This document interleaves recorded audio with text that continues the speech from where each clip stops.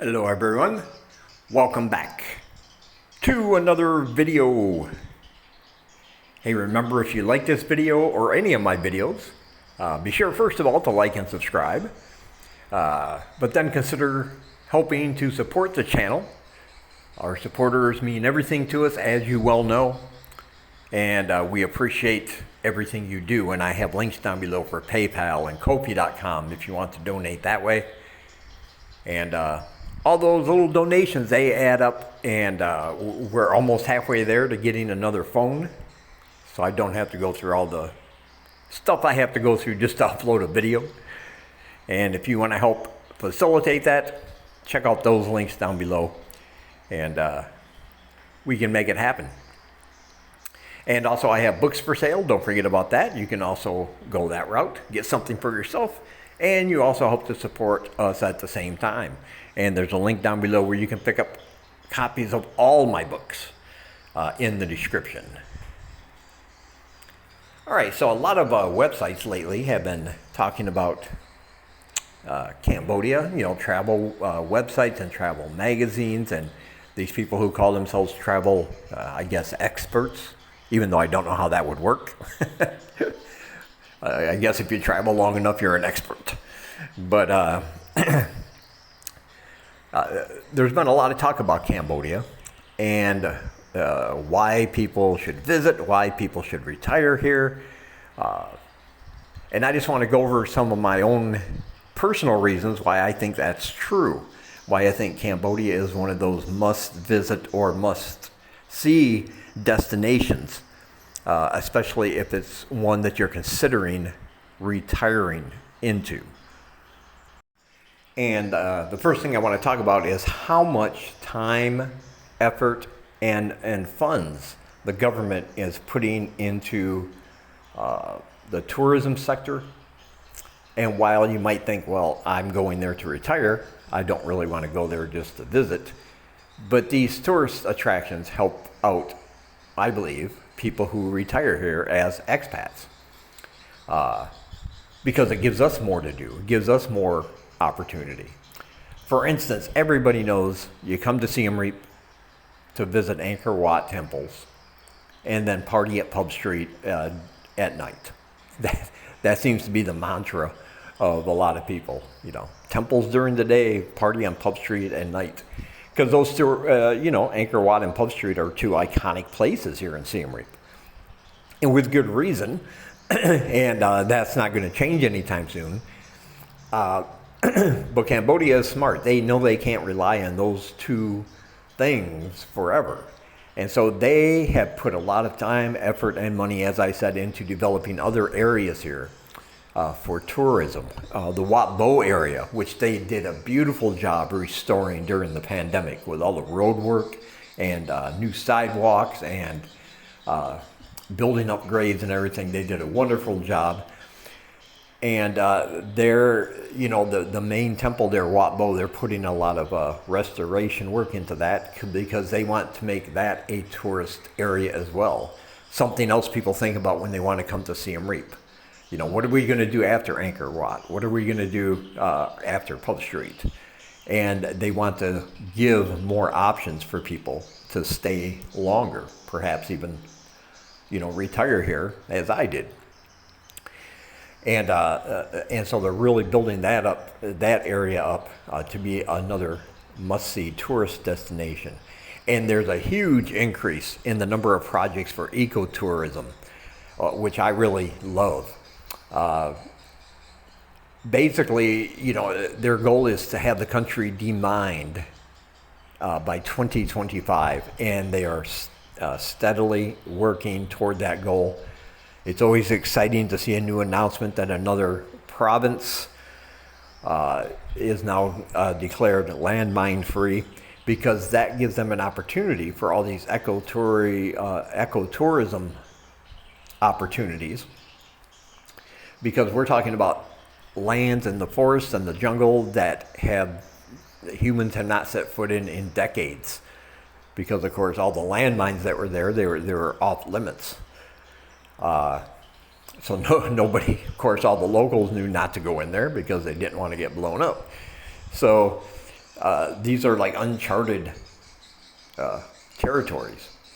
And we're talking about hiking, we're talking about canoeing, we're talking about taking boat rides, we're talking about camping. There's one company that said they wanted to start an actual camping ecotourism company where you will actually go and spend the night in a tent, in a sleeping bag, and that kind of thing, in some of these areas that haven't been seen in so long. Find out what's out there, That would be exciting. So yeah, they're really expanding the tourism sector. But like I said, even if you're retired here, you got a lot longer. You're not bound to a schedule, so you don't have to pick and choose. You got the rest of your life, and you can go see all these things as well. You can go do all these adventures if you want to as well. And that means more people are getting excited about coming here for those kind of opportunities. Ecotourism is really blown up all around the world, actually. And so they're doing that here. And I, for one, am excited. And also don't forget that Cambodia and Thailand and a couple other countries are still talking about combining, and they're working out the details for each country about the four countries, one visa plan.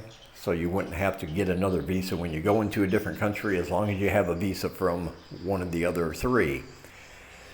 And so that would give people the opportunity to travel to Thailand and Vietnam without having to worry about getting another visa and doing it again when you come back into Cambodia and things like that. So that would be pretty awesome. They're putting a lot of effort and work into it, and I'm all for it. And the second reason is because of all the advances in technology Cambodia has had. Even since I've been here, the last almost 7 years, I mean, Cambodia is just booming ahead with technology.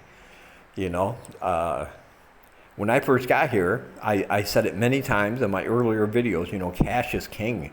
Like, I could find places here or there that would take, a debit card or a credit card, but for the most part, shopping locally was just like, you got to have the cash. And that's really going by the wayside now. It's not necessary. They have, as I said in my last video, several food delivery apps. And those are great. And they take debit and credit cards online. So you don't have to worry about that. There's a new app called Bakong tourist app. This is through the Central Bank of Cambodia, the big bank, the bank that rules all the other banks. They set the financial stuff for the whole country. This is their app, and it allows foreigners to load money into the app from their personal bank accounts and then use it at over 1 million locations here in Cambodia. Which means, what I'm trying to say is that between that and all the local banking apps and that they use here, it's very easy now to go even to a small local market and just see all these lanyards hanging down with different QR codes for various banks and financial institutions. So that way you're not running to the ATM all the time. You don't have to worry about how much cash to bring. You don't have to worry about losing your cash or anything like that, because they'll have you covered. And if you want to check out that Bakong or Bakong, however you pronounce it, app, it is in the Play Store. But you have that, and of course you got all the ride-sharing apps, the Pass apps and Grab. You can get food delivered, and a lot of times now, maybe even most of the time, you don't actually need cash in hand like you used to. Yeah, maybe some of the smaller mom and pop shops, they still don't accept any kind of payment except for cash, but the selection of people that took credit cards and things has really expanded since I've been here. Let me put it that way. So if you have either of those things, you're good to go. Now, of course, the Bakong app that I was just talking about, that's really better for tourists, people who are only going to be here short term, to make sure they don't have to have a lot of cash on them, because of course they can't get a bank account here in Cambodia as a tourist. If you live here, you can get an ABA bank account, and almost every place I go to will take ABA as a payment right from the app. Just scan the QR code, type in the amount, they receive it, good to go. And it was not like that 7 years ago for the most part. You really needed to go to the ATM and pay them big ATM fees just to get out, however much money you thought you needed. So they really advanced there. They even have, Cambodia even now has their own version of WhatsApp, and you can download it. It's secure, end-to-end encryption. Nobody else sees the messages except you and the receiver, not even the app itself, and then you can just delete it. So there's no record of it afterwards. It's a very good advanced app.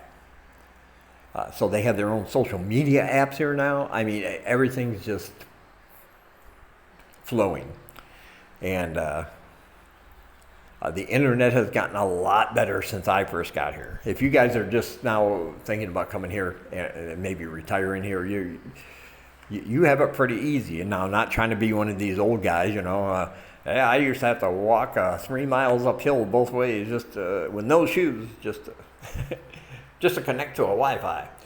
No, it wasn't like that, but it has gotten a lot better, a lot faster. The government is now regulating and fining companies that perform with excessive fees. They make their customers pay these extra fees when they shouldn't, and different things like that. So yeah, everything's booming here, and I think that's why Cambodia is a must-visit destination. And if you're thinking of retirement here, of course, you got the lovely people, you have the cheap prices, you have the amazing food, just all the other stuff I generally talk about on this channel. So it's definitely something you should want to check out. So be sure to check out all my links down below. I have PayPal and Ko-fi.com. We thank you very much. And now, here's a little bit over a minute of monkeys. We have a monkey. Oh, a couple of them. Right down here by the river, downtown Siem Reap.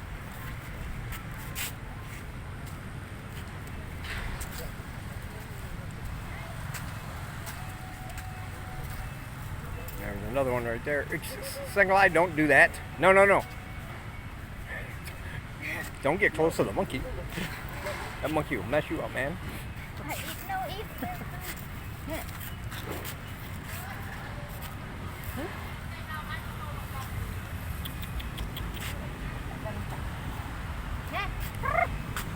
No. Leave it alone.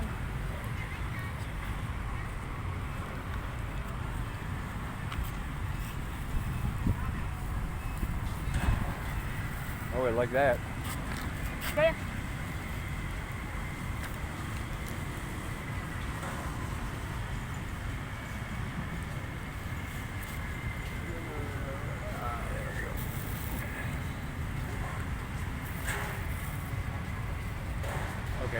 Thăm anh ý. Đi, tôi lại cho hai giặt đi khám nè.